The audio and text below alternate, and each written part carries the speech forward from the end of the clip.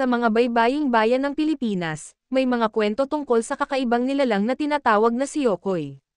Hindi tulad ng mga engkantadong sirena o Sir Ino na kaakit-akit at mabait, ang siyokoy ay kilala bilang mabagsik at nakakatakot.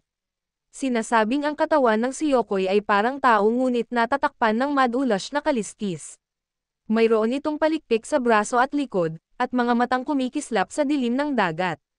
Ang mga kamay at paa nito ay may matatalim na kuko, at sa pagitan ng mga daliri ay may lamad na parang palikpik ng isda.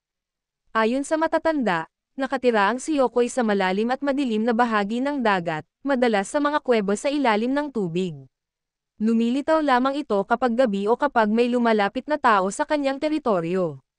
Sinasabi ring umaatake ito sa mga mangingisda o manlalangoy na lumalayo sa pampang, hinihila sa ilalim ng tubig, at hindi na muling nakikita. May isang alamat mula sa isang bayang pangingisda kung saan maraming tao ang nawawala tuwing gabi. Isang matapang na mangingisda ang nagdesisyong magbantay.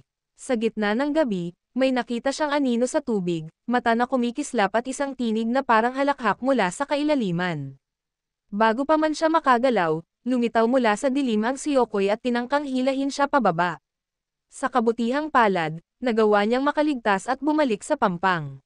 Mula noon, ipinagbawal ng mga nakatatanda na maglayag sa dagat kapag gabi, at sa tuwing may nawawala, sinasabi ng mga tao. Kinuha siya ng siyokoy. Hanggang ngayon, nananatiling alamat ang siyokoy, isang paalala na ang dagat ay hindi lamang para sa tao, at may mga nilalang na nagbabantay sa kailaliman. Kaya tandaan, sa dilim ng dagat, may mga matang patuloy na nagmamasid.